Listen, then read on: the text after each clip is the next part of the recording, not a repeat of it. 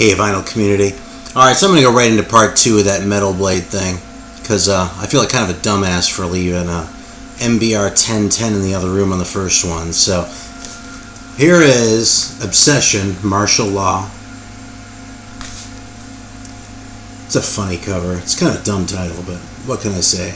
You know, it's primitive, early years, all that stuff. Yeah, I try to think about what I was going to say about some of these between, 10 and 20. Because most of them are really good, but after a while you run out of adjectives, you know. And this one is definitely a rocker. Honestly, I can't compare it to their later records because, much to my shame, I've never owned Methods of Madness or anything else by them. But the 4 songs on this thing, right on. Similarly, Witch Killer, Day of the Saxons. It's another very good, hard rocker. Early metal. This one has 5 songs. For my money, that's about a perfect length for a record. I love a good LP, don't get me wrong. But a lot of my favorite records have 4 or 5 songs on them. It seems like with a lot of bands, that's the amount of time that it takes for them to say what they need to say.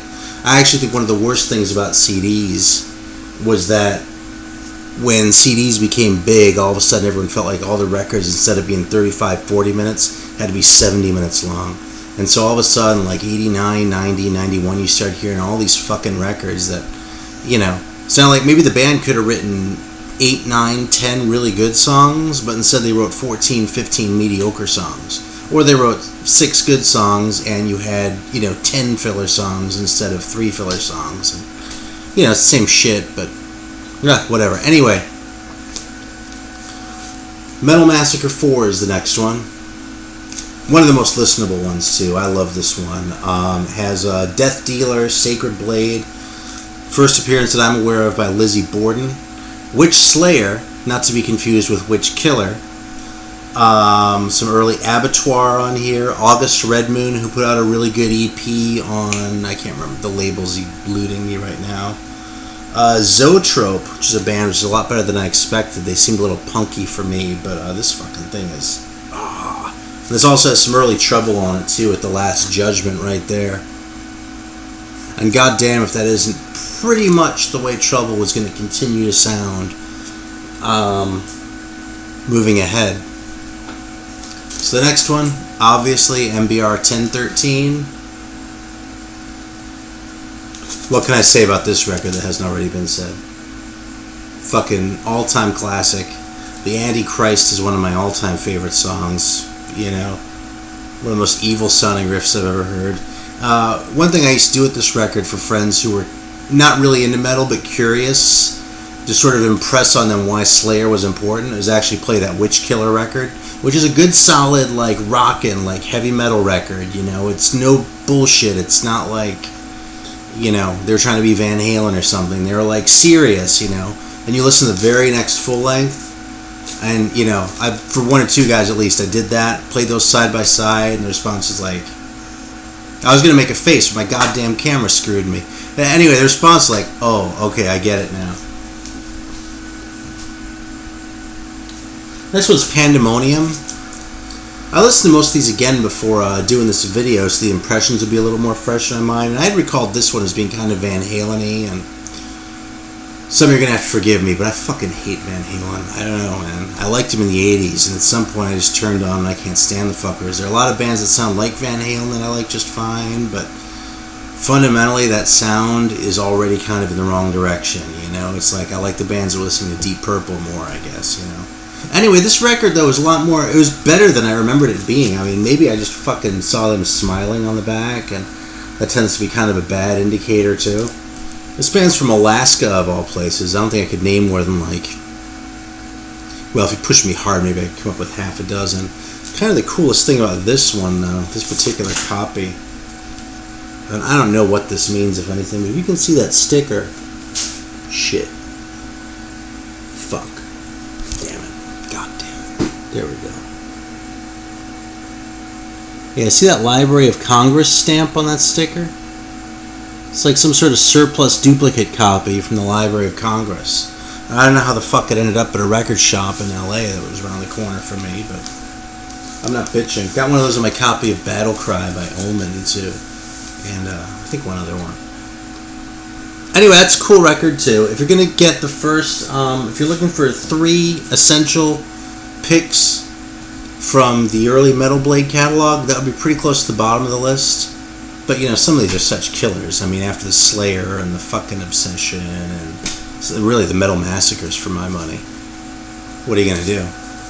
This is probably one of the most common ones. This seems to turn up kind of a lot, but it's kind of an unusual record. The singer sounds kind of weird. It's actually kind of more hard rocky than really metal. If Pandemonium might be second from the bottom, this would probably be at the bottom, frankly. Does it suck? No.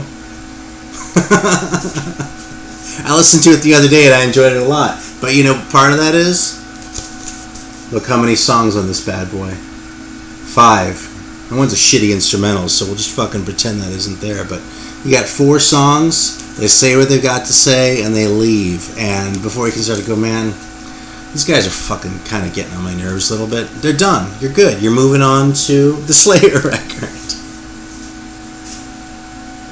Alright, so the next one was, as far as I know, the first the licensed records, and that is their license of the full length by Satan, the first one, Court in the Act.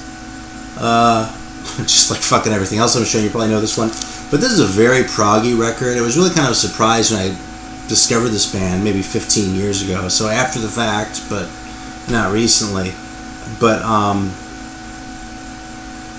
there's really sort of a progressive vibe about them. They sort of kind of try a lot of different things. There are a lot of ideas out there. They don't necessarily gel, but it's sort of a record that I listen to and just sort of appreciate the amount of effort and the thought and time they're putting into it. And of course the musicianship, you know, you can't really argue with. Personally, I like the earlier Satan better with the singer before they got Brian Ross from Blitzkrieg, but that's okay. That's still a damn fine record. As is this one, a very listenable one. It's another license. It's kind of an unusual one too because the band's actually Swedish, but they don't sound it. They don't have that Viking metal sound that you'd expect from like a Heavy Load or Overdrive or, you know, something like that. Shaken Brains by Silver Mountain. Very much worth getting. It's a perfectly enjoyable record. I don't really know what I'd compare it to, but that's a good one. Now if we're going to move back towards the top of the list of the early Metal Blades you ought to be getting, and go right to these. Number 18 and number 19. Shit. Fucking thing confuses me, man. God damn it. There we go. So this 12-inch, the Assassin 12-inch with the cream cover on the B-side, Tales of Brave Ulysses, and the first full-length album by Trouble. This shit's unbelievable. These guys just fucking came out of, well, not nowhere, I suppose, but, you know, ex nihilo. That song on the early comp is a little bit primitive, but mostly fully formed. By the time of these guys, they pretty much sound like they were going to continue to sound on the Skull and Run to the Light, and, you know, until they did all that shit in the 90s. But just great. You know, it's the Doom shit that I like. You know, it's not Black Doom, it's not Death Doom, it's just dirgy shit. You know, not Funeral Doom. And here's the last one. Lizzie Borden, Give Him the Axe. Great one too. Rocks Hard has a cover of Long Live Rock and Roll on it. Can't argue with that shit. Alright, for a little bonus record this time. Since I did Japanese in part 1, there's another Japanese one. This will fuck with your heads. This is probably the single weirdest like record packaging that I own. But that is this one. This is not metal, in case you can tell by the cover. This is Pig, original first album. And frankly, it kind of sucks. It's Japanese, like, kind of flower pop shit. It's kind of psych. It's sort of thing where if you like psych shit, you want to convince yourself that this is a really cool record, but it kind of doesn't. But if you can see, it says push on the nose there. Now, why would you push the nose? Well, there's a little fucking thing inside there, and as things turned out, it slipped, so I've tapped down here, but listen to this. It's a fucking squeaker in the pig's fucking nose. Man.